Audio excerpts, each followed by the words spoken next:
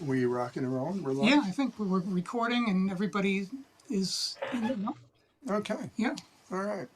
Welcome, everyone, to Dolby Atmos 2024. I'm your host, Marc Gallo, along with David Ivory, Director of the Sound Recording and Music Technology Department here at Montgomery County Community College. Dolby Atmos 2024 features top producers and engineers who excel at this immersive technology. Through these seminars and your participation, we hope to elevate the craft of Dolby Atmos music productions.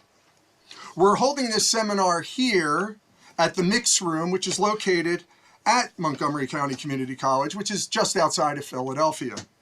The Mix Room is a Dolby Atmos facility with a 7.2.4 monitoring system. Audio production classes are held here, and this studio is also available for rent to the public. David Ivory, who runs the program, might want to just give you a little overview of this facility. David? Hi, everybody. Thank you and welcome to this Zoom meeting. Basically, the studio, and I'll just show you around real quick, is a hybrid of analog stereo mixing and Dolby Atmos recording and Dolby Atmos mixing. So we have a SSL 9000K, and our 7.2.4 system is all Genelec monitors. And for the mixing part of it, for Dolby Atmos, we use an Avid S6 console. And that's kind of how we roll it back in and out, so we can easily in 5 to 10 minutes change over from Dolby Atmos mixing to stereo recording or stereo mixing. It's a pretty robust audio program we have here. We also have a 563-seat brand new theater that's actually connected to this via both network and analog. And we're able to do recordings in the theater in various rooms throughout this building. So we have a cutting room and take you back. And that's sort of an overview. Back to me. There you go. Thank you, David. I'd like to just take a moment real quick to thank some people and kind of introduce, I guess. First of all, Chip Powell, chair of the Audio Engineering Society here in Philadelphia. Chip, a very important part of what we do. David, of course, giving us this time and space. Montgomery County Community College for having us. And also to you, our live and online audience for attending. Pepe! I don't know. Where's that joke coming from? Anyway. Before I introduce our guests, I just want to go over the sequence of events and some ground rules, please. You know, no shouting out, right? After my introductory remarks, Michael will make his presentation. Thereafter, we will have a Q&A segment. David and I will probably start off with some questions to ask Michael, and then we'll take some questions, if any, from our live audience. And then we'll take questions from the online audience via the chat room. And that's the one point I want to stress, is that we're not going to really open the mic for all the people out there. Just submit your questions via the chat room, and then Chip and I will monitor it and relay it to Michael. Now, with no further delay, I'm excited to introduce our guest, Grammy Award-winning mastering engineer, Michael Romanowski, who will be streaming live from Coast Mastering, his mastering facility in California.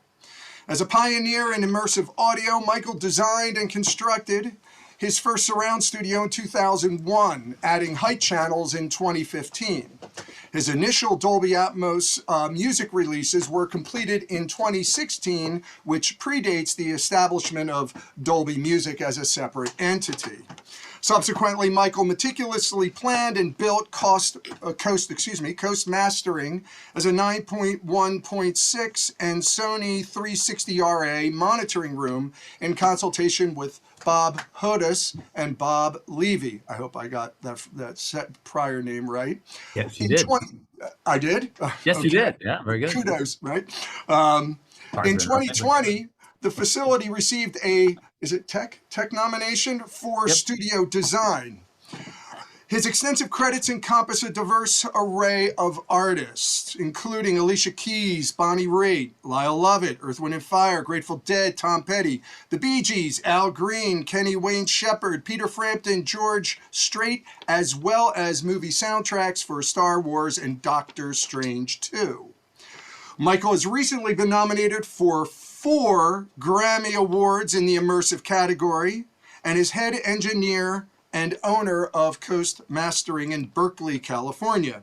He's also the co-founder of the analog tape label, The Tape Project. And now, ladies and gentlemen, Michael Romanowski. I feel like at that point, there's like a band where you walk in, you kind of go over and you go, hey guys, yeah, you know, and then there's a rim shot and some other stuff. Anyway, Mark, thanks so much. I appreciate that. I wish I was there with you guys. Thanks for having me here. I really appreciate that. And I unfortunately couldn't make it out to be there in person. NAMM just happened. Grammys heading off to them tomorrow, and there's just no way to get back to the East Coast to be able to do this in such a short period of time. So I'm going to pretend that we are sitting in person and I'm standing in the room with you guys and we're just chatting and asking questions and talking about stuff. More of a sort of as an informal community. Like one of the things I really like about, and David, Mark and Chip and everybody and the school, thank you for putting this on, you know, bringing people together to sit and listen and talk about it, talk about music, to me is invaluable.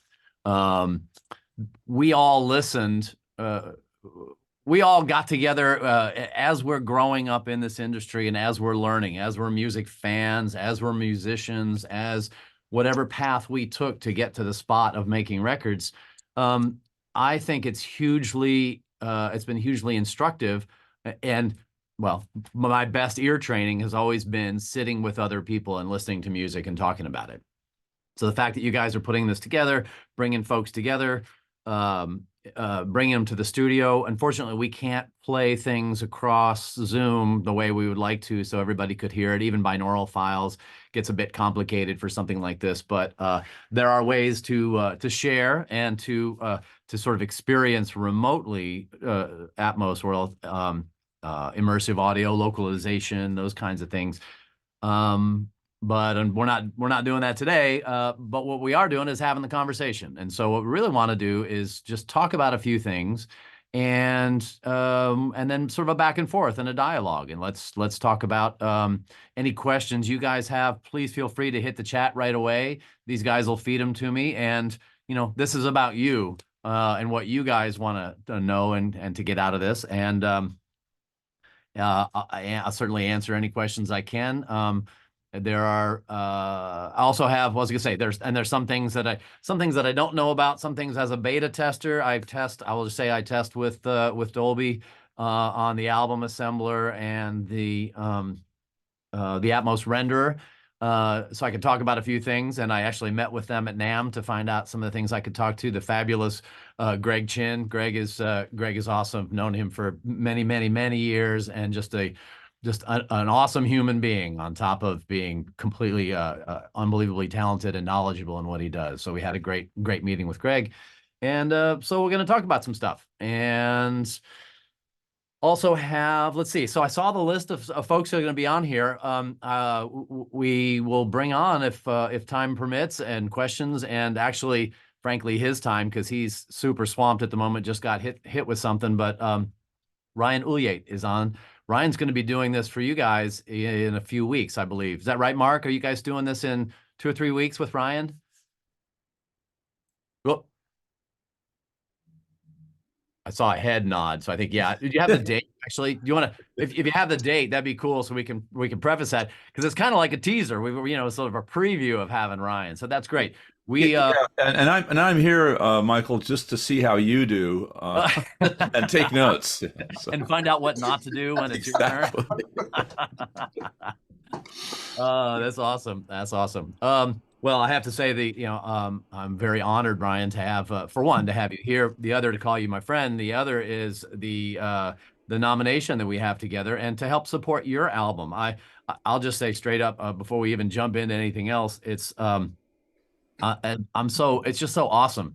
you put out your own record. And as a matter of fact, we'll get to that in a minute. Maybe we'll talk about that, but talk about your record that you said, hey, look, I'm going to do my own thing, but your illustrious career for so long, but to be able to say, you know what, I got something I want to say as a creative person, and I'm going to put this out, and I'm going to do this as a Dolby release. Like the first thought was, let's make this an Atmos record. And I love that. I just think that's amazing. You want to say, we're conversational. So if we were standing in the front of the room like we were all weekend doing this past week doing stuff, Yeah, right. NAMM, let's just pretend we're at NAMM, Ryan. So let's why don't you talk about your record? Your decision to jump into that and say why are you doing an Atmos record? Well, I'd done a lot of the Tom Petty catalog in Atmos. That's really where I started the Atmos stuff in 2020, starting with Wildflowers, and I just loved the way it sounded. I think one of the first songs I mixed was It's Good to Be King, which is this song that has this great orchestra and it's kind of cinematic.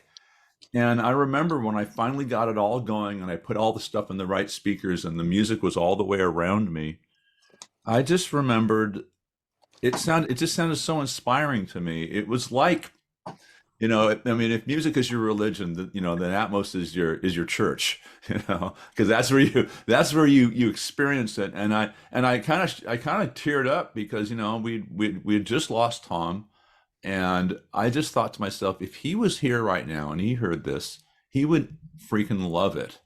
And so just the fact that it gave you such a deep experience of the music is why I wanted to pursue it, and that's why it was compelling. I've always been into the next good thing, like even high res stereo. We were very important. That was very important. We did one of the early 5.1 Blu-rays. So I've always wanted to broaden the experience. So when it came time to doing my own album, I thought, okay, let's make something from the beginning that's designed to use that sonic palette. Let's make something that starts out that way. And that's what we did. And so we put a lot of things in it. We made it feel like an album where it kind of transitions from one song to the next. It's designed to be something you listen to for 45 minutes. And, and I got to say that when I handed it to you, what you did was exactly what it needed, was just that fine tuning to make sure that it would work on every system. Because, when you make something in Atmos, it's going to play on headphones. It's going to play on Dolby binaural. It's going to play on Apple Spatial. It's going to play on sound bars, and it's going to play in something like the Dolby Vine Theater, where I actually had a playback party in December, where they let me use the theater, and I brought in 70 people, and we listened to it in the full-on Dolby theater. And the fact that thing translates into all of those venues is really cool, and I think that's what you do. And what you really are good at is just making sure that this thing works everywhere. And so far it has. And Michael, awesome. Those are very different places. So awesome, Ryan. Thank you. And that's the goal of mastering, as you know. Wait, so who's got Michael? Michael, I wanted to ask you, why don't you elaborate on what Ryan just said in regard to what your process was just in mastering his album? Well, the process, So, the process of mastering is not, it's not unlike that of stereo mastering. And having done this for a while, many, many years, I've been advocating for what I think mastering is an important part of the process. And I said this the other day at the NAMM show, in one of the events, that I honestly think that mastering in the immersive world, mastering in Atmos, is more important, at least but in a lot of cases, more important than stereo mastering. Instead of dealing with two channels and sort of known quantities, we talk about listening environments, and we can get into we'll as I say, run down Tangent Ranch. We'll hang out and we're going to go back and forth on some stuff. We'll come back to rooms and setups and stuff like that. But the fact that we have an understanding of sort of, social contract of what speakers sound like and what speakers in a room sound like. We're used to that in studios. We're used to having consoles and console tops and midfield, far field, and we're used to making mixes and running out to the car to check them, or laptop or headphones or things like that. You know, we with Atmos, there are well, with 2 channels, we have deliverables. We're dealing with, you know, at this day and time, LP masters, high-res downloads, CDs, Blu-rays, cassette masters, making some of those again still. You know, so we have different ways to, you know, things that have to go out, and they have to be optimized for their formats. They have to make sure that they, you know, are understanding the dynamic range of what an LP can be and stuff like that. Same thing with Atmos. You know, we have to understand that the process of mastering is more about how is it, not what is it. The content wise is up to the creators being able to decide, you know, I'm going to have this conversation and this is going to go here and this is going to sound like this. But to know how it's going to translate out into the world, you know, you can understand, you know, we don't have as many places to go listen. You know, you guys have a facility there. Ryan's got his spot. I've got mine. Like that, we're getting more and more. And as a matter of fact, I believe the stat is that Greg shared with me is more than 950 Atmos enabled studios right now in more than 50 countries. You know, 2 years ago, well, let's say 1 year ago, I think that was 700. And, you know, 3 years ago, that was 200. And, you know, 4 years ago, that was, you know, 4 people, you know, or outside of the Dolby offices and the theaters and stuff. So, you know, it serves the music best to have it translate as best as possible. We want people to listen to it, to like it, to want to listen to it more, to want to share other folks with it. And that's what music and art and creativity are. And the more that we can get, and obviously the best case scenario for the artist who's listening and somebody says, "Hey man, check out this record. Check out this Ryan's record. You got to listen to this. This is great. Oh, cool. Okay." You know, and put it on and go, "Damn, that sounds great in my place too." And that translatability aspect means more people are going to listen to it more often. If something is wacky with it, if something is wrong and you turn your head sideways because something is off, you know, it's my job to hear those things and to make adjustments where I can. But more so than that, I think the opportunity here with mastering in the immersive world is the dialogue with the producer, engineer, artist, you know, who's involved, to be able to talk about what I'm hearing and what are the next steps. Because sometimes this is all great. I just have to polish a little bit, or maybe not. And whatever is necessary, just like stereo, whatever needs to happen. And, you know, don't do something to it just because you can. Do something because it's what's the best thing for it. But to sit back and to listen and decide. Now, the dialogue aspect of that, which I think is really awesome in this world, is with objects and beds.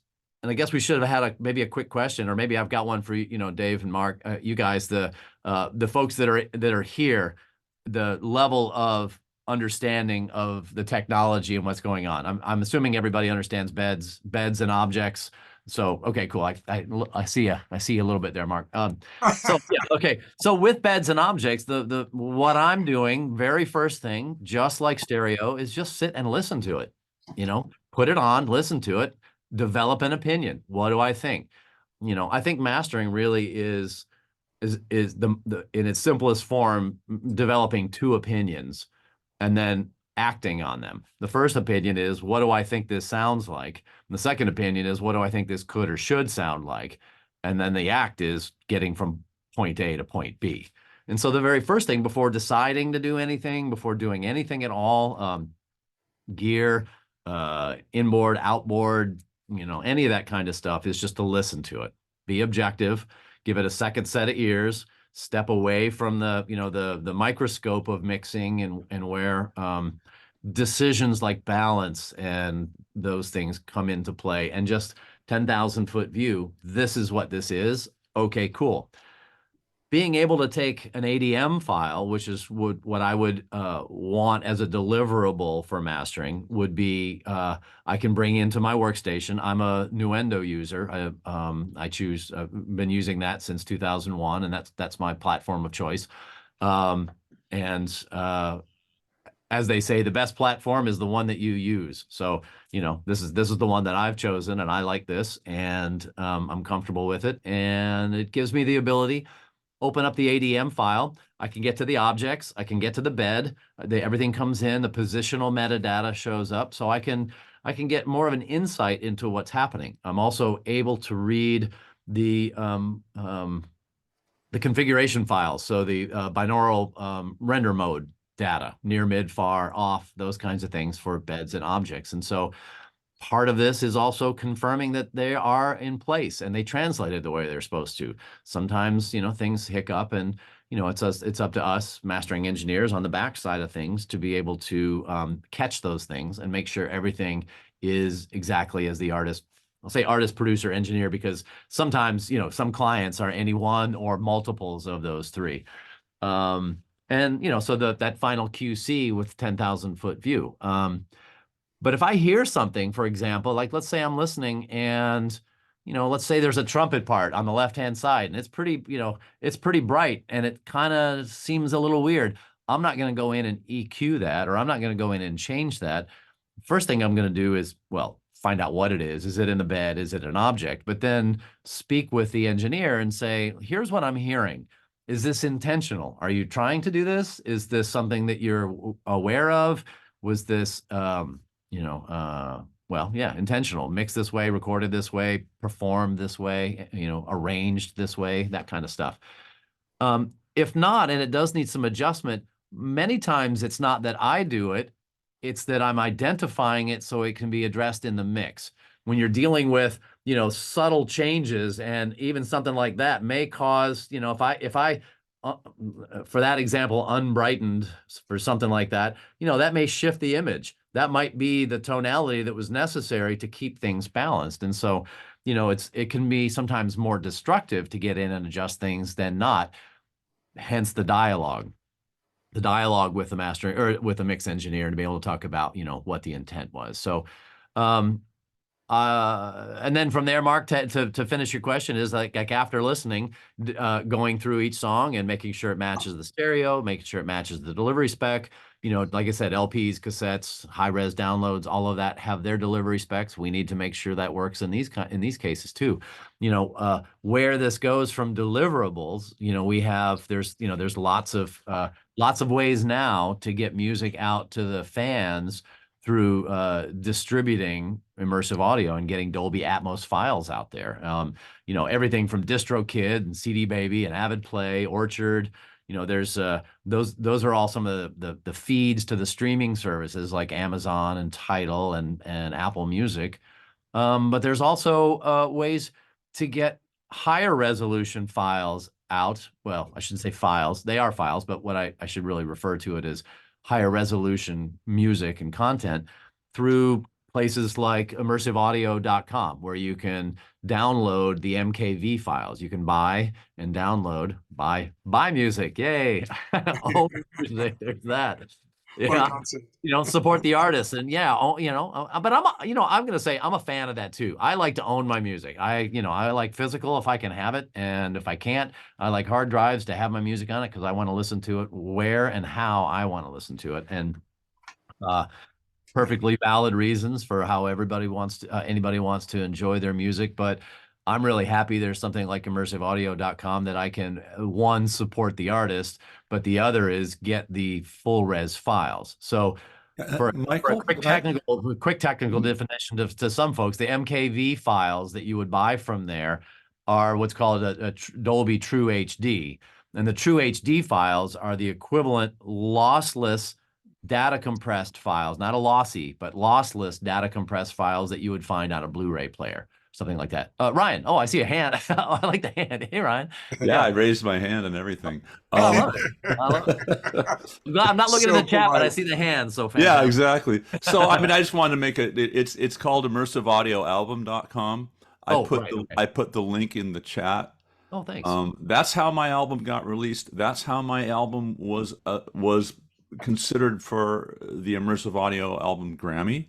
Yeah. It's a great thing. It lets you put these files up, put your album up. If somebody buys it, you get most of the money. It's a small market, but I would love to see it grow because not only is it great for artists, but it's also really great in terms of the quality of the files. These are Dolby True HD files, so they're not compressed like the MP4s that you hear. So it's kind of like, you know, where we were at with high res audio, and we all wanted to be 2496 and, you know, and all that stuff. It's kind of that's where Dolby Atmos is now. There's a small little market for really these high resolution files. You know, as obviously you can get on a Blu-ray as well. But the idea that, you know, the authoring costs and all that to get that is quite, you know, it's a bit of barrier to entry for independents. I just really think it's a great way for independents to get their stuff out there. Awesome. Thanks, Ryan. And hey, thanks for putting the link in the chat so people can go scope it out and see what's on there. So thank you so much. Yeah, you know, I'm encouraged. I'm so glad you did that. We got it out there like that. I'm encouraged that you know, that there is a place like that. There's a, you know, it's essentially an HD tracks for immersive audio, a place to be able to go get high resolution files, you know, full content. We have, as with any new technology, there are always, you know, barriers to distribution. We've, you know, surround has been going for a very long time. I mean, you know, let's just even say the first commercial attempts, besides ambisonics and things, first commercial attempts of quad in the 70s, and, you know, surround sound in the, you know, 80s, 90s, 2000s era. They were still had limitations of getting it out there to people by having physical media, having to have set up at home speakers.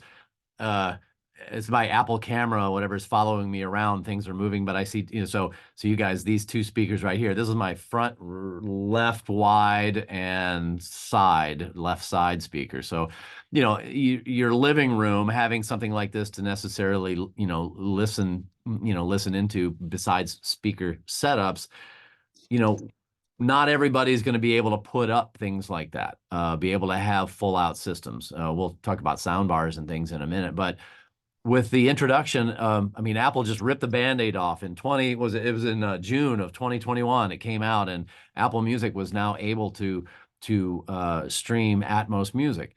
Fantastic, love it. It's, you know, growing pains, definitely some codec changes. We can talk about that here in a few minutes too, about the advancements in the technology of two-channel distribution and still trying to do localization. But it's out and it's there. And now the masses through, well, my phone is my camera, so I can't hold it up and go, even on the phone, you know, and these guys right here, you know, even on these types of things, now people can listen to it.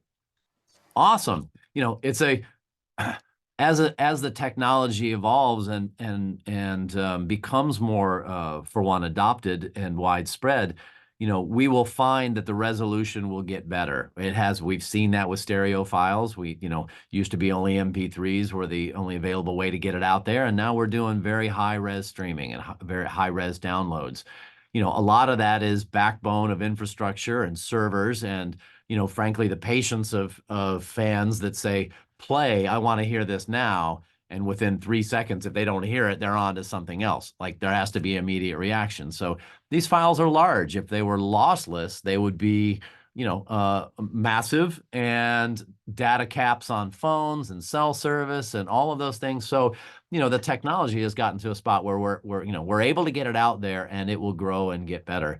But having options like immersiveaudioalbum.com and I think some others on the way to be able to get the full res files out there to folks who have their own downloads and servers and systems at home and things like that, whether they're playing them back on sound bars or headphones or their own speakers. So I'm really encouraged about what's you know, about where we're going. I do want to say something about Ryan. So, you know, we were talking about, you know, your record. Oh, sorry, pull you back. I didn't mean to jump you there. Sorry, I got to go look up from my phone here. So I'm knock you into jumping. You know, what I thought was really cool when this whole thing started, you know, the most common way of any new format to be accepted, I suppose, by the public is that, it for one, it's got to be accessible, it's got to be, foolproof, and they got to understand what they're doing and things like that. But the content side of things is they have to be able, it's very common to put out music that people are already familiar with because it gives them, they've already got a benchmark, or they've got a place to stand, a line in the sand where they go, I know that the stereo sounds like this, and here's this other format, for example. And so there's a familiarity that allows sort of acceptance and an understanding, and a not necessarily like a cold water bath shock to the system, like here's this new thing you've never heard of, and this is just out there, and you have no point of reference or no compass on what you're supposed to be doing. So it's great that we've been able to get back and do some back catalog, some things, some very well-known stuff. Personal opinion, a little bit of a soapbox. Many are awesome, some did not need that treatment and should have been left in stereo, but that's my personal opinion. But that's a great way to adopt a new format, is to get it out there to folks. Now we've been doing that for a handful of years, and we're getting to creativity. And this is where I'm excited. I'm really excited about where we're moving forward with this. Seeing mic techniques change, seeing mixing techniques change, seeing perception change on top of arrangements and songwriting, and all of this is just a brand new open field that allows us to just roam around and figure things out, and it's super fun. And Ryan, so that was a long way to set up. Like, I love what you did, because you just said, I got my songs and I'm going to do it this way. Can you talk a little bit about your, the inception, the writing, the arrangement, the mixing? Like, what would be different if you hadn't done this?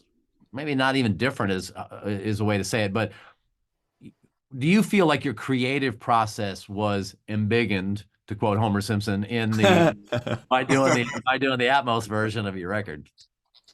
Yeah, I think so. I mean, it just made it a lot of more fun for me. I'm kind of I'm definitely a songwriter and a producer, and I'm an audio nerd, and I love the kind of records where if you hear it the 10th time, you'll find some little thing that you never heard before. That's why I was a big Pink Floyd fan, and because there was like these little sound effects or these little things that were in there. And so having this much space to work with, it definitely gave me an opportunity to put more ear candy, so to speak, in there. And so and I just really enjoyed that. It was such a fun project to do that with. An example is the first song on the album. It's called Dreamland. And I had this wonderful guitarist, this guy named Josh Hove. And, he started playing all these surf riffs. And it's like, when I was in a stereo record, it'd be like, okay, you could have a guitar goes do E D D D D D do E D D E D D. It's like, that's okay, good. And then that's probably enough, and a couple little backbeat things. But when Atmos, it's like, well, you could do that. You also go, you can get like about 3 or 4 different parts going that are all complementary, yet they're coming out of different places, and it's just like this. You're just in this crazy, Beach Boys carnival, and so that part of it was just so fun to use the palette as a way to get away with stuff that you couldn't get away with, and just so you're thinking, you want to immerse people in stuff, as long as the parts all work together, it's just really fun to hear that kind of a orchestral approach, and it's something I probably would not have done if it was stereo. Right. Yeah, speaking of that song, which I think is awesome, and by the way, when I played that in one of the sessions at NAMM, it was awesome because Mickey Mouse, when Mickey comes in that song, in that little bit. Yeah. Like 3 people right in front of me turned around and looked over, and they thought there was somebody standing behind them that said there was like, and they wanted to go like, shh, and it was part of the content. Yeah, it has a lyric that the lyric is Walt drew a mouse. It's about everybody who comes to Southern California to follow their dreams. The lyric is Walt drew a mouse that he worked for the FBI. And Mickey Mouse goes, oh, that's right. And the funny thing is, Mickey Mouse, because we're at NAMM, Mickey Mouse was coming from the back of the room, and that's where Disneyland was, right across the street from that room. So it's kind of funny. He actually was as if he was yelling over Harbor Boulevard. Anyway. He got to the top of the Matterhorn and he heard you. He was like, yeah, here he comes. But what's really cool about that too is that, and one of the things I love about this and what you did, and there's in the creation side of things, we can do things, we can make decisions that do stuff, cause them to move around, we can keep them static, we can drop things in and out. It's one of those, the philosophical, just because you can, should you? But when it suits the music and when it works really well, I find that it causes the listener to be more active than passive. And the active listening is what we want, right? We want people to listen to the songs. What set up Mickey going, that's right, like a line that means something. And so if they're paying attention, now they're listening to the line, and there's a presence, I think, in active listening, consciously or not, that allows us to be like more engaged in the music, to me, which is then more attuned to what the artist has to say as a creative person. And so that sort of presence, like I said, consciously or not, is awesome. Really awesome. It gives you kind of like, you get the Greek choir opportunity. You get the opportunity to have someone in the back comment on the lyrics. Which is kind of fun. I love that. That's a good analogy. The Greek, I think that's really great, right? So the creative, so that's what I'm super excited about, is getting it out there, is getting, that active listener base as we get creativity, it well more engaged than just getting things out there. It's super, amazing to have people listening. Marc, we have a bunch of topics, and I can keep going with stuff. I want to pause for a moment and see if you have a question, or if we head down another path. I see the chat box is getting numbers, but I'm not reading them. So. Yeah, we are getting some questions here. Or they're in the room. David, do you want to ask it? You could go through them. Anybody here want to ask a question? No, you're all good. All right. Well, go ahead. I was gonna say, let's talk maybe us working together, because we worked on a couple of tunes too. If you want to talk about. No, we did. But I just want to bring up one thing here. When we bumped into each other at AES up in New York, in the Neumann Room. I think the engineer's name was, and if I screw up his name, I'm sorry. Ryan, I promise you I won't screw up your name. Frank Felipetti? Correct. Is that correct? Is that correct? Frank. Anyway, what I wanted to ask you is this, Michael, is he was bringing up a situation where in his Atmos mix, he was finding a difference between his, I don't know if it was 9.1.6 or 7.1.4, but whatever, his basic monitor mix was different when it was translated to binaural.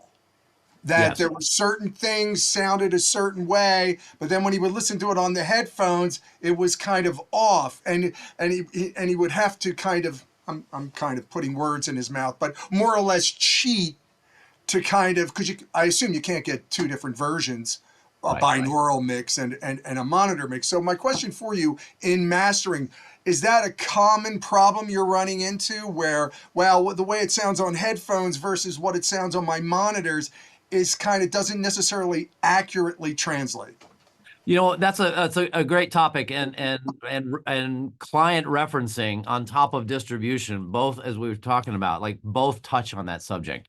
How are we hearing? And this kind of goes back to, what I was saying, is that we have an understanding, formally or informally, what speakers in a room sound like. We've been doing this long enough where we know what room reflections and tuning and speakers and distance and frequency response and and directivity and dispersion and near field, midfield, all of those things. We understand that. The binaural world is, well, actually, let me come back to that, because I've done some binaural only work and it was mixed binaurally. It's not the Folddown. So let's talk about the distribution side of, like, if Amazon or Tidal is playing Atmos files, they're playing back the binaural file. They can only distribute 2 channels. And so what is that? That's the Dolby renderer, and I believe it's 5.2 we're on now. The Dolby renderer will create a series of deliverable files, from me to like I said, DistroKid or any of these other Avid Play or any of these other places, to be able to get this out there. we're in a world right now where the devices are content aware. The playback device knows what's coming in, and the music knows what the content can play, and so it adapts. Like if you're playing a sound bar that'll only do 514 and you send it an Atmos file, it's going to be able to say, we're going to play out 514 because this is what the device can handle. And then when it becomes, headphones, the Apple ones are a bad example. I've got, let's see, 1, 2, 3, 4, I have 5 pair of headphones alone in this room that I have to check and make sure that they translate the way they're supposed to be. However, to your point is, unless it's a specific mix for binaural, it is a adaptation of the full out speaker mix, because that's what has to happen to be able to be distributed. Those things are changing. This will be an evolutionary process.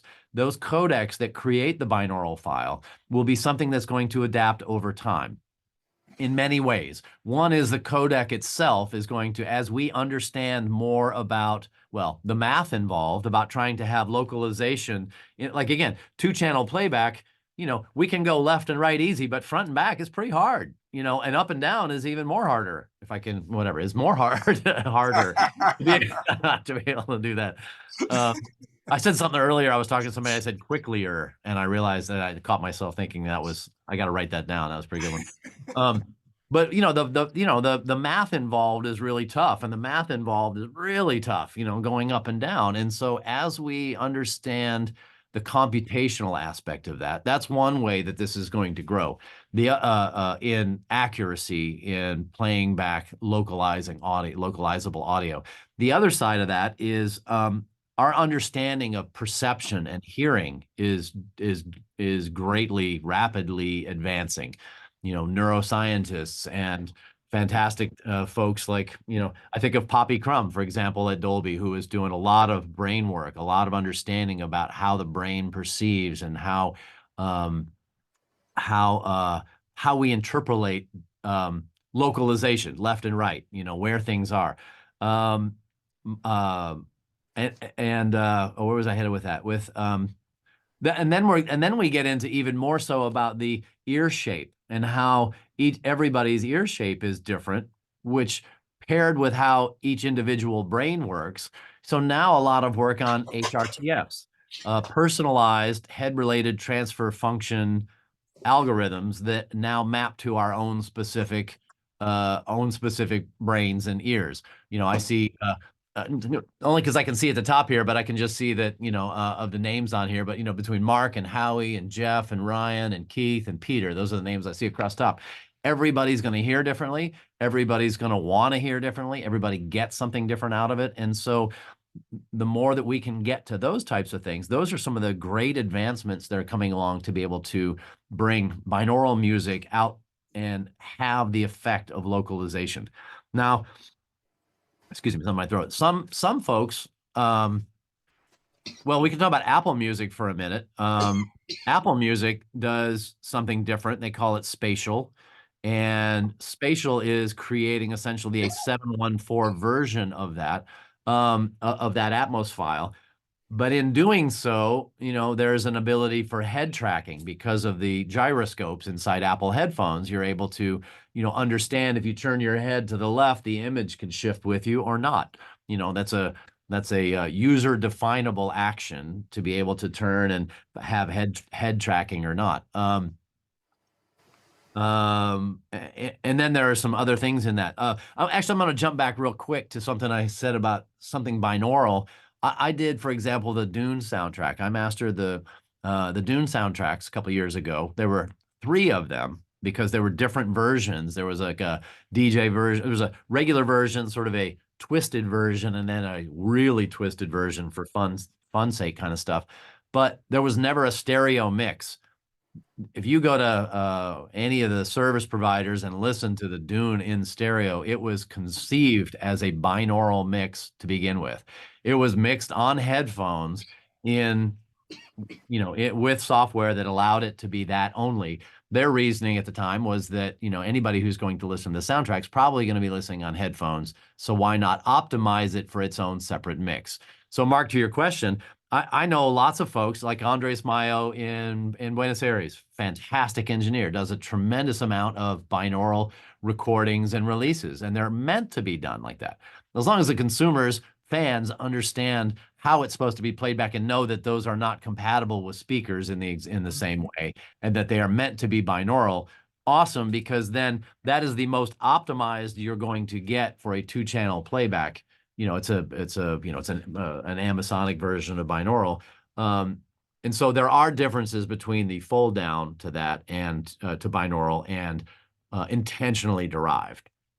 Does that answer your question, or is that? Oh yeah, very, very extensive, and just for me mixing in Atmos, and bringing it to the facility here at the mix room, I listen to it on the 7.2.4 system here, and I listen on headphones, and it's clearly not precise. It's different, It's just when I hear something behind me on the monitors, I hear it behind me, but on the headphones, it's behind me, but it's just not the same. Right. And this is where best practices come in. So let's talk about that for a minute, because getting client references out is a big deal. We want the artist involved, especially,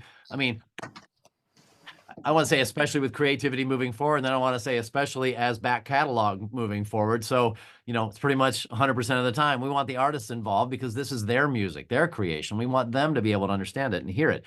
But again, it's not always possible for them to sit in a room, especially if they're out on tour, for example, or be able to listen and understand what that means. So sending out binaural files is a good way to get them a representation of what the Atmos file is going to, mix is going to sound like.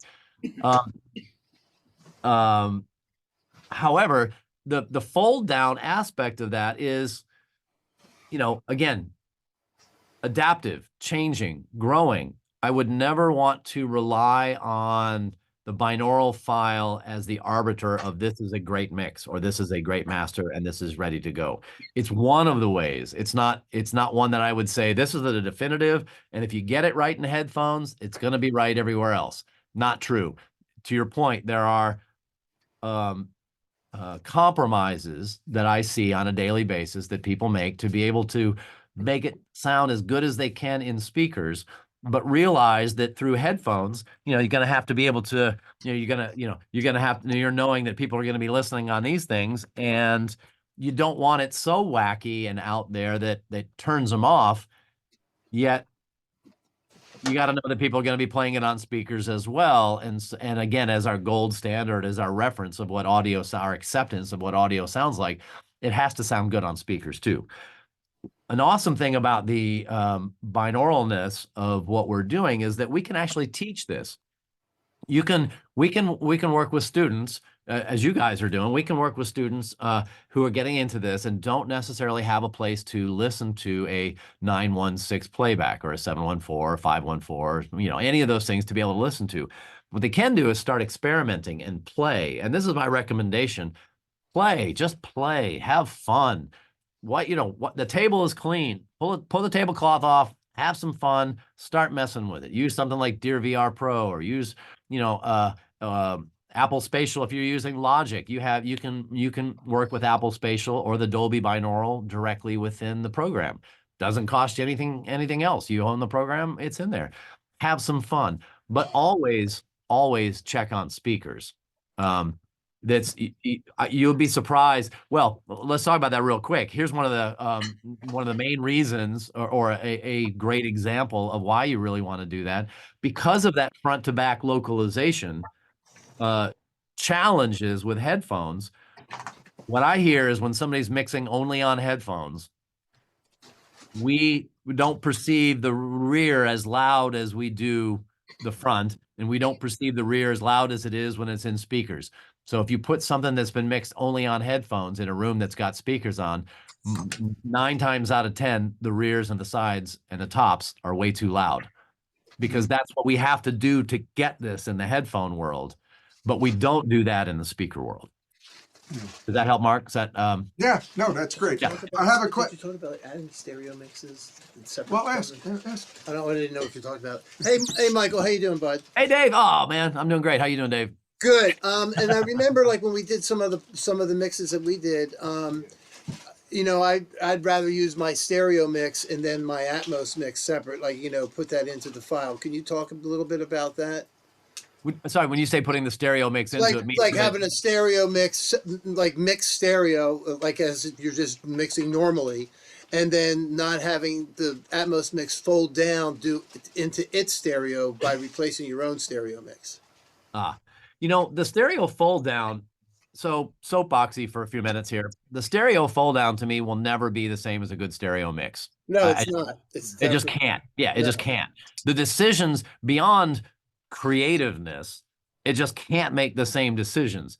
The example we use all the time, Sgt. Pepper in mono, the awesomeness of what Emmerich did, is makes this guitar and this piano and this, all of those things work well coming out of one speaker. But the work that had to be done to create those to sound as tonally balanced from top to bottom and all of that front to back, even in a mono world, is those are decisions that were made for that, so they don't so they work. But as soon as you take those things out, and if you just spread them as is, man, that's not a great guitar piano sound, and that's not necessarily a great piano sound, and all of that. So then to take those mixes and then embiggen, go back to him, embiggen the guitar, the piano to sound more natural in an immersive world, in an Atmos playback, awesome. But then you're going to fold that down to stereo. You're not making the algorithm is not making the same decisions that you did to create the stereo or the mono file in the first place. So it has to be separate. Yeah, I just wanted to bring that to everybody's attention because that's definitely, the fold down does not work. Right. And here's another thing too with that. And this is what I'm super jazzed about, and so I love about Ryan's record and all is that the decisions made at the moment, we're currently in a paradigm where we are trying to get so much information out of two speakers. We have found ourselves in a world where we, chisel, hammer, carve, stomp on, smash, do whatever we can to get things to stand out and be present in a stereo world. In the immersive world, we do not need to do all of those things. As a matter of fact, the more you do it, the less space. We're going back to a point source in the middle of your head. When you start getting rid of dynamic range, on a stereo speaker, getting rid of dynamic range, it kind of comes forward and you go, yee, that's cool. It's in my face. And here's a bullhorn and awesome and whatever, but when you do this all the way around you, now the circle closes, ceiling comes down, everything comes in, and you're kind of getting back to this again. The opportunity here is to not use those techniques and to allow music, files, audio, everything to be as open and dynamic as the song requires, as the artist intends, rather than something that's just super flat because it's got to fit in, because there's six guitar parts, and how are you going to hear all six of them unless you find a way that they all work? But if they all feel really good and they were written that way to have question and answer or arrangements or stacking and tones or whatever it happens to be, if we get rid of the things that make it music in the first place, we're now essentially going back to, to what a stereo mix would be. And that gets rid of the opportunities of what comes from Atmos playback. So what I think is super cool, and again, back to Ryan again, is making an album in an Atmos release first. Let the stereo be second. Using the derived down to get to stereo, you're making different choices.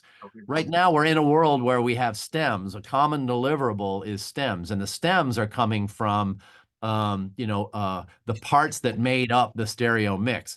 But again, stem spreading is not mixing. You're taking stems that have been created with an intent to fit with other stems and just moving them around. And again, that's not the same awesome opportunity that we have if we do things bigger. So my suggestion is, mixing stereo at least simultaneously, if not after the Atmos file. When you're making you don't paint yourself into a corner and then wonder, how you're going to get to the door.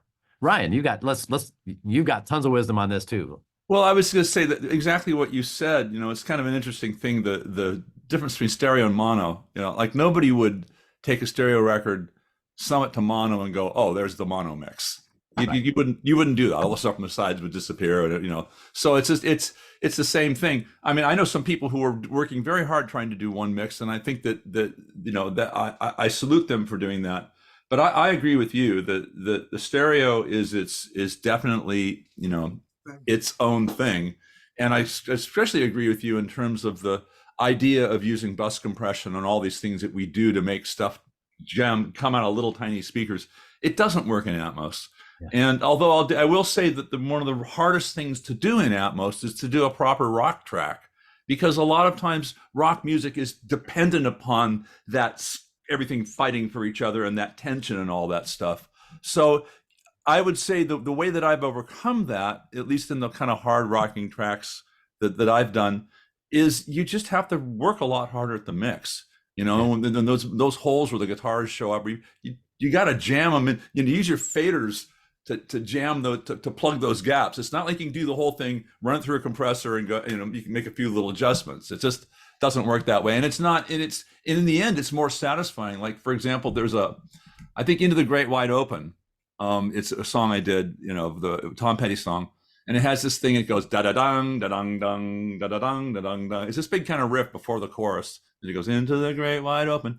Right. I remember on the Atmos mix, I just took that whole riff and I just like jammed it up like about 3 dB or something. And it's awesome. But, you know, but you have to work a little bit more to get it to feel that way. Yeah. You know, I'm a pure, I love it. I'm a bit of a purist in that sense, and especially in the stereo world, is that I don't think there should be anything on the master bus but a safety limiter. Let the master bus be the master bus because it's the master bus. That's not where you shape your tone. That's not where you deal with dynamics. That's not where you deal with, to me, on the backside of everything. If my nephew was getting, I tell this story. My nephew was getting into recording, and we were going back and forth and teaching him some things and stuff like that. And he would send me some files, and, you know, and he would have all this stuff on the master bus. And I'd say, well, all right, let's talk about why. Because the biggest question always is why, not because somebody else does it, and, you know, do it because it sounds good and you're making good decisions. So why are you putting, you know, 3 EQs on the master bus? And he goes, well, you know, I want to get, and he's great. He's doing great. And all props to him. But the learning aspect there was, you know, he's putting an EQ on it because he thought the drums were a little dull and wanted to hear more cymbals. Well, don't put an EQ on the master bus to address the drums. Put an EQ on the drums to deal with the drums. You know, go back earlier. To me, master bus processing is, again, soapboxy, don't shoot me. I think it's a lot like being a carpenter that cuts short and fills with spackle. You know, it's easier to do that and just finish the job than it is to measure twice and cut it correctly. You know, so to your point, Ryan, is just deal with it. Go back and use the objectivity of what you're trying to get. Picture that in your mind and create it before you even get to the master bus. And that's why you and I got along so well, because that's exactly that's exactly my philosophy as well. You know, it's like, yeah, compress the crap out of it on a track level. You know, a bass sounds great when you just, you know, hammer it, you know, or whatever. But do that on a track by track level, and like you said, don't rely on it on the master bus. Right. If you do it for tone's sake and vibe's sake, that's the important part. Yeah. Ryan, I want to say, I got to give Ryan props here real quick too, because when I first came across, when we first met, I think was I don't exactly remember the exact first meeting, but I remember getting the oh crap, I'm drawing a blank. What was not the Wild, what was the Florida band that you just did 2 records that came, Tom's other band, the side band, Mudcrutch. God, I think it was Wildflowers. No, that was right. When I first got the Mudcrutch record, the first one, and there was a CD in it that had the uncompressed LP masters on disc in that. I went, I got to know this guy. I love him, and what he's doing is fantastic. And I gotta find out who this guy is and what he's doing and stuff. And so I kudos to you on that. Anyway, I got a question. I want to get to some of the online audience here. Go here. Hold up 1 second. Scroll up. I want to get to some of the people online. Here, right here. Okay, question. I apologize. I can't pronounce their name, and I apologize for that. But I'll read it to you, Michael, and if you can address it, that would be great. Awesome. I understand Dolby has guidelines about loudness being at minus 18 LUFS, but I see tracks being louder than that. For example, Rush's Tom Sawyer. Have you ever delivered something like that? If yes, are we heading towards another loudness war scenario? Excellent question. And there's a reason there's minus 18. Minus 18, when you start to go above that, the binaural algorithm starts to fold up. You're getting up, you're at minus 18, you're starting to get up to about 3 dB of gain reduction, of limiting in the binaural file. When you surpass sort of that level, now you're getting into crunch land, and it really folds up and sounds crappy if you really push it. And if people are listening on the binaural, it makes no sense to go above that. Apple Music, the distributors, sound check, all the level things are being normalized back to that level. If you give it up above that and release it that way, it's gonna drop it down to distribute, and you could actually end up having it sound smaller than intended by pushing it too hard. And you're gonna have this crunch and this thing. And again, as we were talking about, the idea of openness and the idea of being able to feel that space and that sense of localization. If you're trying to make it loud, we're back to the master bus and we're fighting that loudness. Like, I love that this is actually making stereo records go down a little bit. As people do this, we're realizing that loudness is not quality. Loudness has nothing to do with my record is better than yours because it's louder. If you want a vibe that has, if you're using, and to me, compression and limiting are tone devices, first and foremost. If you're choosing those because of the tone that it brings to the audio, because that's a creative decision, awesome. More power to you. I'm all for it. If you're using them for volume's sake, I think you could be better served doing something else to make the music have more impact. There is a volume knob on stereos for a reason. If we're sitting here and, if your stereo can go from, let's just say 1 to 50, or let's say your receiver, I shouldn't say stereo. If your audio playback device can say like go to 1 to 50, but you find yourself always around 5 or 6, like you're not even using the noise floor and the gain and all of the things that were designed into the amplifier. You have something less smashed or whatever, and you'd be able to turn it up to 25 and it has the same sort of relative level, the impact is going to be way more massive because you're actually allowing the amplifiers to do what they're supposed to do and be at their best also. So I'm really encouraged that we're one of the awesome things about all of this for me, the venture into Atmos world, is that we're defining better practices that are filtering to stereo, and the loudness wars is one that we can jettison. In a way, it's a crutch. To some people, it's an intent. To some people, it's an insecurity. If the mix doesn't hold up, but you can compress it to get it to something that kind of fits. Like it's kind of back to the carpenter aspect of it for a moment. If I'm mastering something in stereo and somebody sends it in and say, hey, got a new project and let's talk about it. Okay, cool. And then say, okay, cool. Tell me what you're doing. How is it done? You go through the whole, the consultation and the beginning of it. And then they say, well, what would you like for deliverables? And I'll say, well, what I would prefer is some headroom in the file. I would like to have, if possible, not have any master bus processing that are done for sheer volume's sake. And as soon as somebody says, well, as soon as I take that off, my mix falls apart, that tells me what they're using the master bus for. The master bus is finishing their mix for them in a different way. Some people like it, some people don't. And, I'm here as a service provider. I share these things as what I think makes better mixes for short term and absolutely for longer term. As we move further and further down this road, the things that will stand the test of time are the ones that stand the test of time because they're not, a gated reverb of the 80s or whatever happens to be in fashion at the moment. Another question here from Rebecca is, what's your opinion about Dolby Atmos in automobiles? I know Mercedes-Benz You know, they're doing a big push. At least I see it on commercials. They actually have Atmos, you know, signage and so on. What's your feelings about that, or do you have no opinion? You know, oh, I have opinions. Something you can count on, whether good or, you know, I have opinions. No, you know, cars are great. You know, cars were sort of predicted to be the savior of surround at one point. You know, 5.1, that was more people had surround systems in their cars than they did their living room. You know, that's not the case anymore. Many people have home theater systems, and you know, I would say I would say the pandemic caused a lot more people to have a lot more home theater systems because a whole lot more movies and things were watched. But then more stuff was being done in immersive and Atmos releases through Netflix and others because of that. And that was you know, that was also a great way to accelerate the acceptance process. Cars jumping into it. Cars have always been on the forefront. You know, cars had cassette decks. Cars had 8-track players. You know, cars had CD players before many people did. So, you know, the fact that they're out there now, it's an imperfect environment. You've got,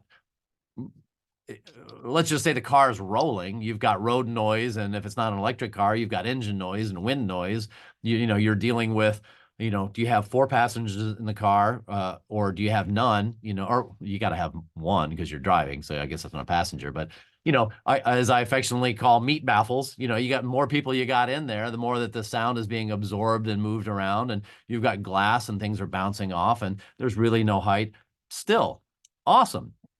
It's getting the content out there. It's getting people to try things. It's getting people to be creative and think, oh, this is maybe how somebody's going to listen to this. So, okay, awesome. It gives it's a reference place. The cars are a place that you can go, well, I know what my car sounds like, and it may not be the best listening environment. Rarely ever is, you know, doesn't compete with what somebody's home system might be. But that's just that's, you know, in a way the same as tuning your room to listen. And we could talk about that in a minute too, if you want. The listening environment doesn't have to be perfect. It just has to be known. You just have to know what you're listening to. You're making decisions based on what it sounds like. As long as you know what it sounds like, then your decisions are going to be good. But if it's a shot in the dark for what it sounds like, then all of your decisions are going to be that same shot in the dark. So having a reference place for a car, a known environment, I'm all for it. Yay. Question for you. Mixing engineer doesn't have a Dolby Atmos monitoring system, laying up mixes in their headphones. I know we talked a few weeks ago and you mentioned sound bars is at least, it's not the exact same thing, obviously, but it can kind of give them some sense of what your Atmos mix would sound like, you know, using sound bars. Is that effective?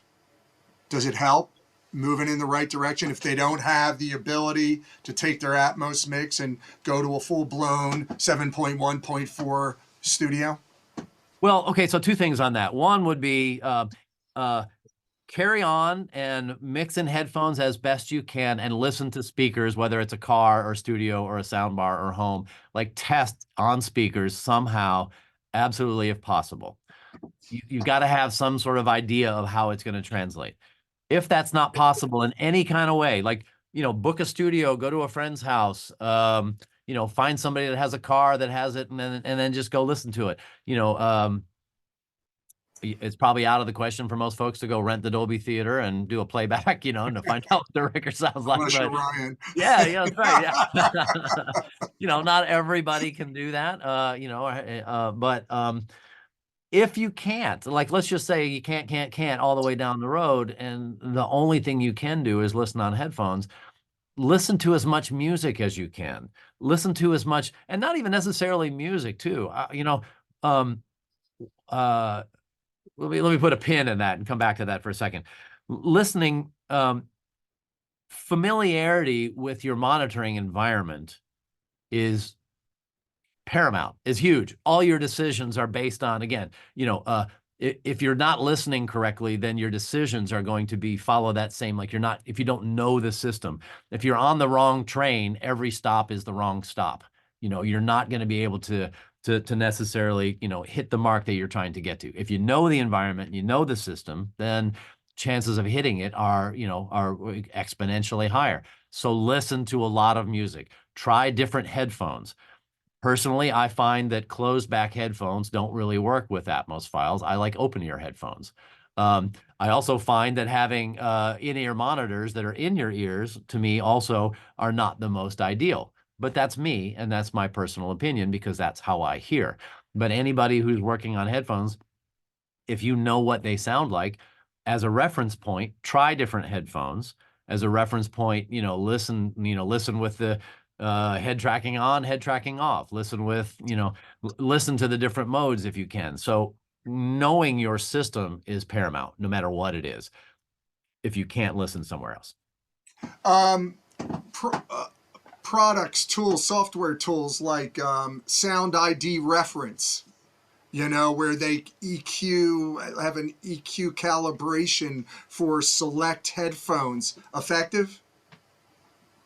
I'm not going to say yes or no. I mean, it is. Yes, in a way, and not to. Do I have these here? Yeah. Okay. So not to go to we're talking about Dolby Atmos here, but for example, Sony has the VME software, and it's the virtual mix environment. And what it is doing is actually mapping your ears to a space, a known space with a known quantity, a known headphone response.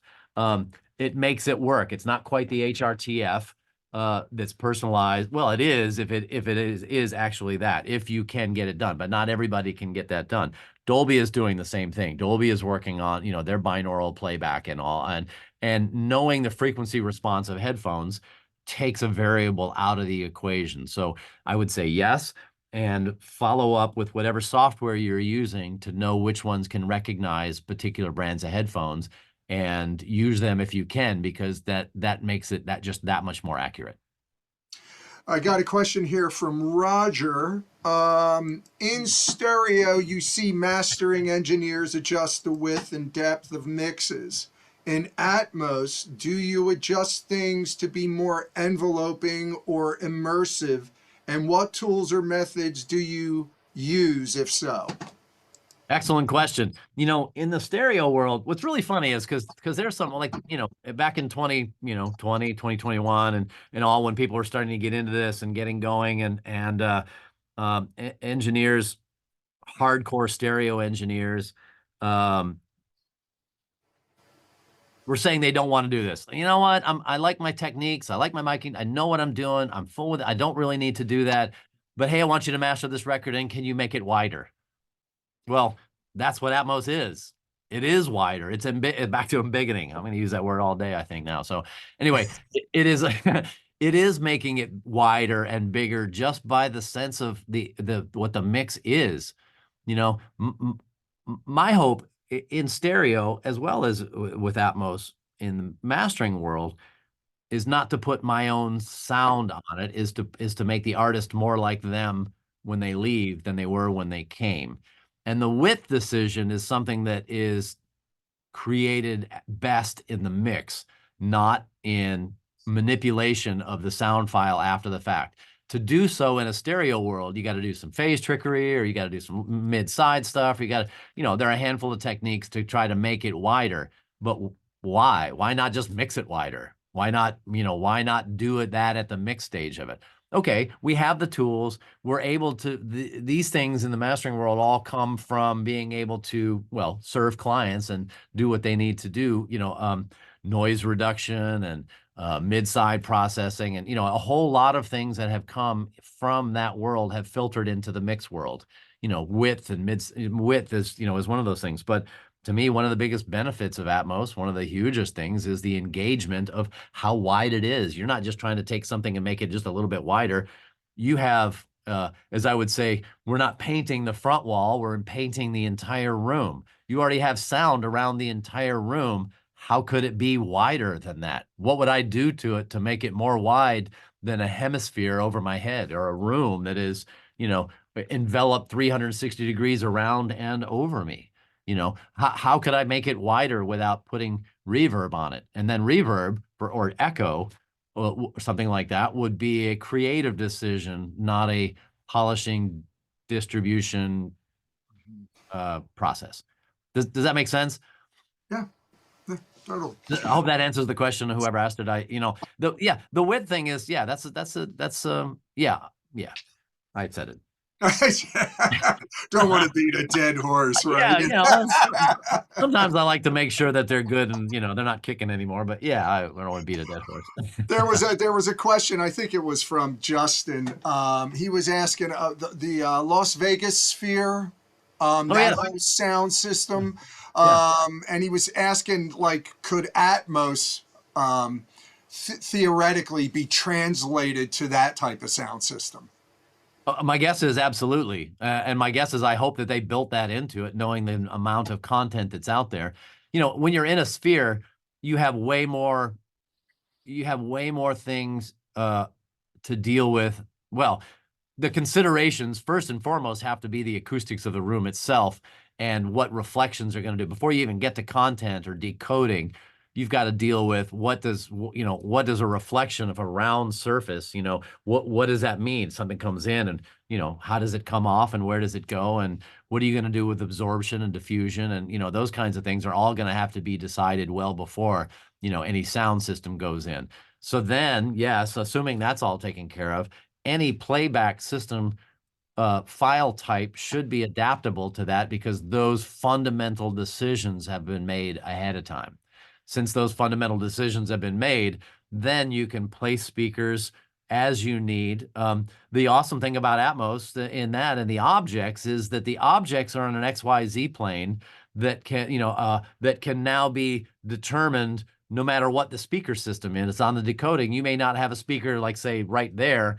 You want the sound to come out right here, but let's just say here, that XYZ gets calculated to know that certain amount needs to be in this speaker and a certain amount needs to be in that speaker and a certain amount needs to be up there and at what ratios to create the sound that comes out of this spot. Same thing with a theater like the Sphere.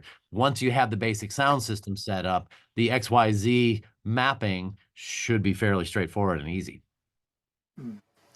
There was another question earlier, and I apologize if I don't have the name in front of me. They were asking about beds and objects. Is there like a rule of thumb that, hey, you should use beds for this and you should use objects for that when it comes to instrumentation, effects, and so on? That's a great question. And I think that's one of the things that we're still determining. I think that's one of the things that's the method of how people are approaching this and what they're trying to accomplish.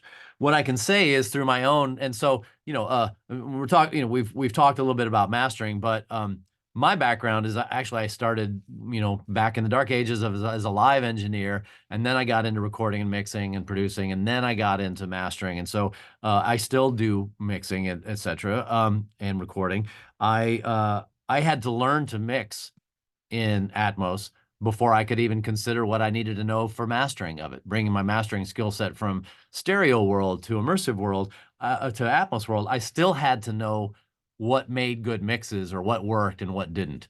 And I'm still learning those, and we all are. Even very seasoned professionals are still learning things every day.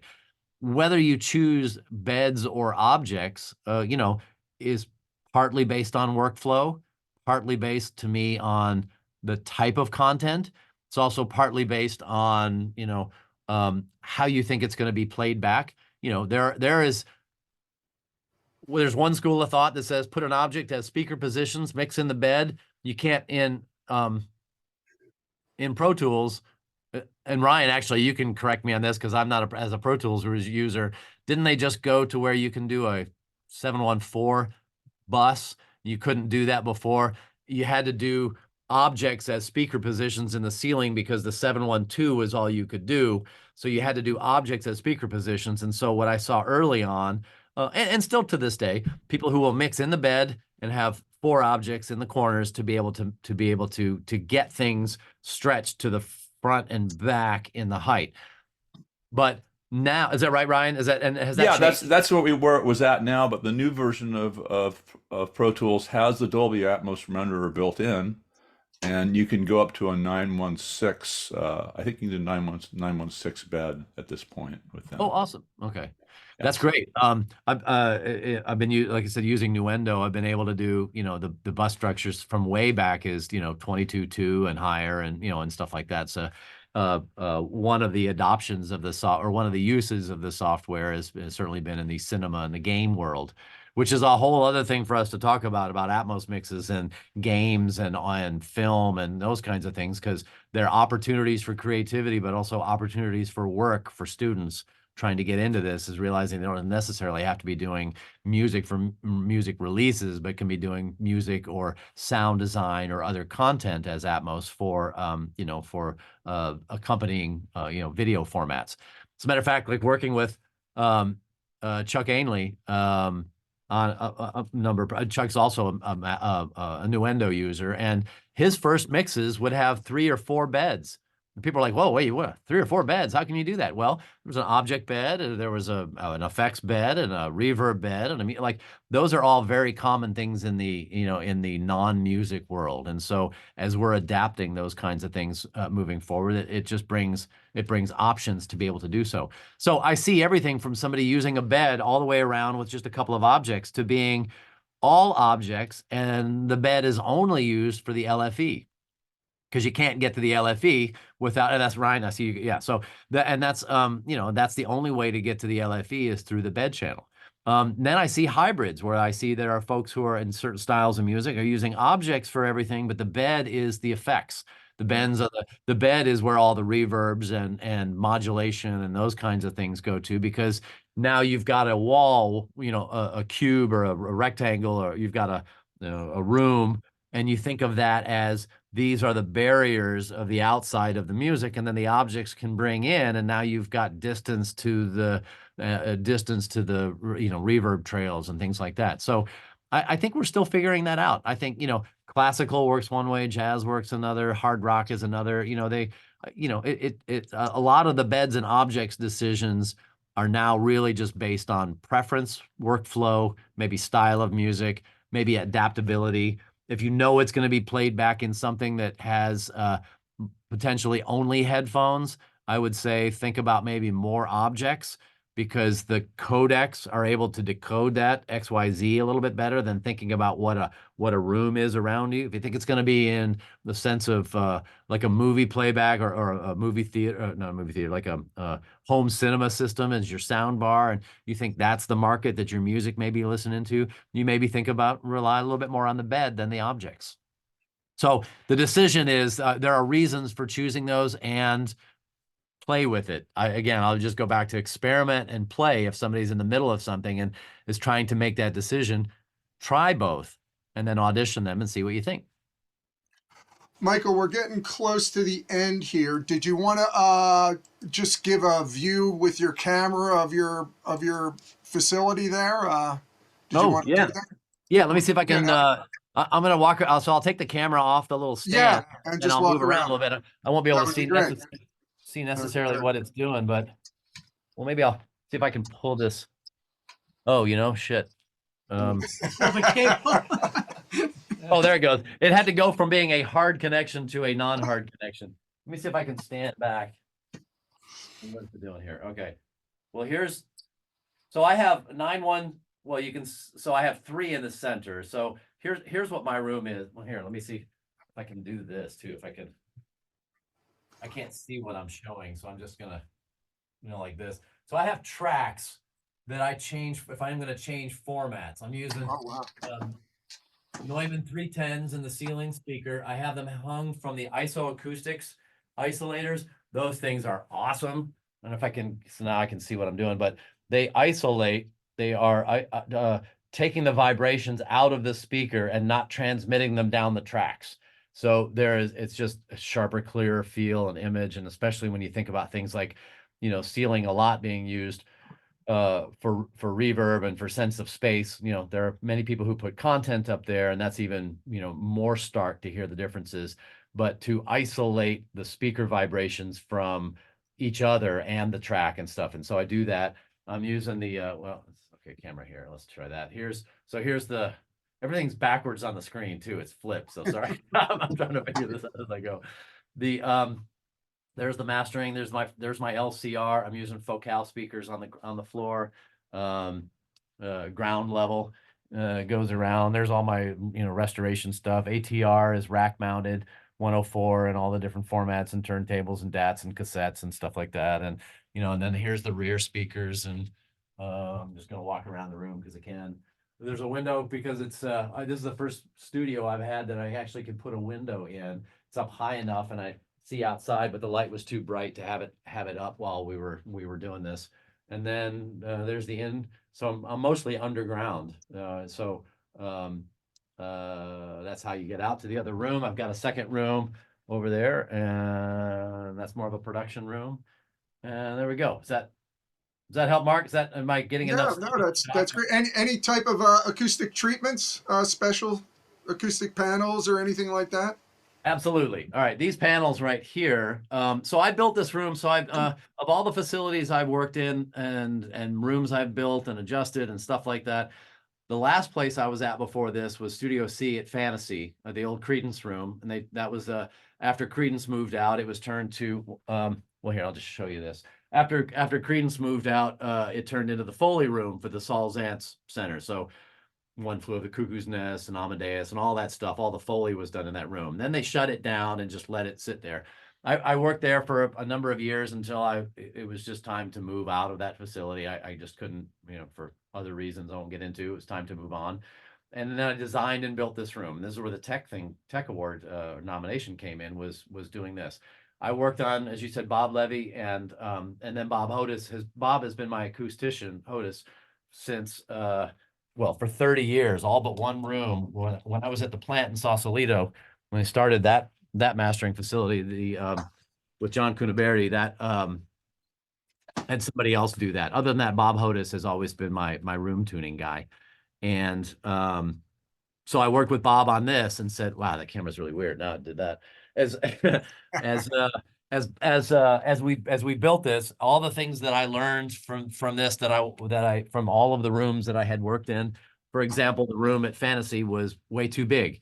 It was 22 foot ceilings and 29 feet long. It was just, the height was too far. Anyway, so given these dimensions, we dug out the ground to put this studio in and worked with Bob. He ran his numbers about what the dimensions should be. And so before we even did the first shovel, I knew how wide, how tall, how deep this room was going to be. I already had worked on knowing where speakers were going to be, to know also, like this panel right here, is to know where to put the diffusion panels, where first order reflections we're going to deal with. So I'm a fan of, there are kind of two schools of thought of room tuning. I'm a big fan of the room tuning philosophy that says where you put your speakers, where your listening position is, what furniture is in it is 90% of the sound, or 85% of the sound of what you're getting. The other is then you deal with first order reflections and diffusion and bass trapping and absorption in ways that you need to. There's another 10% to be able to deal with that. These guys right here, I don't know if I don't know if I can do that. Well, so you see them here. I've got 6 on this side. There's some in the front. There's some in the back behind the wall. The wall in the back has the same panels on it. They're just, the wall's a little bit thicker and the fabric is stretched over it. But in this area right in here, if I back up, does it make it bigger? No. Apple's camera stuff. How do I make this work? Okay. Well, I got it real quick. Oh shit, it just did it. But this whole area around the ear height, standing up and sitting down, is dealing with absorption and diffusion behind those panels, behind the fabric, other than those panels. And then it's more open on the top. And so I'm letting reflections bounce around for a little bit more natural feel. So it feels natural in here. So the tuning aspect of it to me is, I got to be able to hear what I want to hear. Again, making the decisions. I got to, my decisions are based on what I'm hearing. And so nothing got done in here first without determining, the right speaker placement, the right listening position, and then actually tuning the room. The last bit of tuning, the last 5%, Bob uses the Meyer sim system. So we come in and we shoot the room with the sim system and all. And I may have a little bit of EQ on some channels that I use the Meyer CP10s, analog EQs on all the channels, to be able to get that last little bit that I can't do with positioning and substances like, diffusion and absorption and stuff. That's my way of doing it. I am running no bass management. I'm not running, everything is run flat. Everything is, I will say, I know that there are reasons for tuning a room to a certain, spec, and there are reasons for not. My reasons for doing it is that I know what this sounds like, and this is what works for me to allow me to make decisions. If somebody needs to be able to tune to a particular curve that they know, and as long as they understand what it is to be able to make those decisions, awesome, more power to you. If you're using software to do it, if you're using the Trinov, or you're using, the whatever happens to be, I know like the GML, or it's not the GML, the Genelec speakers, isn't it called GM something or other? Isn't there, like, there's a name for it? GLM. Yeah, GLM. That's why I was close. I knew it was something. Yeah, that's not what Massenburg. that's Yeah. what we use here. That's what we used here. That's right. I saw your Genelecs around. Exactly right. So, those things are fantastic. There's so many companies that are able to go, that are coming online to help people get a better sound and make better decisions. And if it works for you, fantastic. Did that answer your question, Mark? Did I get there? Yeah, dude, that was great. I love it. It really helps with the time align too. That's for sure. Yeah, and the time alignment is so. To this, right? These speakers right here. The only thing that I have is these side speakers for me are delayed by almost 2 milliseconds. Like I'm 1.7, I think, something like that. Everything else is exact distance and work. So I'm a fan of purity. I don't want processing. I don't want to listen to math. I want to listen to electrons. Right. Awesome. All right. So I just made that up, Ryan. I'm glad you laughed because I'm going to use that again. I need a beer. But listen, Michael, thank you so much. And I apologize to some of the people in the online audience that we weren't able to get to your questions, but a wealth of information. Thank you for your time. And we're going to be looking forward to doing an event with Ryan end of next month. So I think we're all good to go, man. Oh, I see Jeff Carroll's name just came up. Hey, Jeff, man, I hadn't talked to you in a while. Nice to see you. Howdy. And Ryan, dude, thank you so much for being on here. I know you're swamped, but I always love talking to you. Yeah, I really appreciate it. And Mark, we'll look forward to that one coming up in the future. And anybody wants to take a deeper dive into making your own album specifically for Dolby Atmos and immersive audio, please tune in. Yeah. Wait. Hey, Mark, by the way, so sorry, I want to share some links with you. Let me see if I can do this in the chat real quick. Yep, do it. Because this is, if anybody wants to know more about Dolby, let me open the chat, stand by a second. And Ryan, I hope this was a great way to— There's no rush, don't worry, no rush. Okay, good. I hope this was a great way to get people to come listen to you do a much deeper dive on your record and things you have. So this was the teaser. Yeah, and I put your quote in the chat too. I don't want to listen to math. I want to listen to electrons. Very good. That's for the ages. Right, you ought to trademark that. Hey, you know what? Speaking of trademarks, though, I'll show you this. This is something. There's one link, but here's, let me, if I can pull that up. Do you see this? Here's the trademark I did get is Mama Says I'm Spatial. That's great.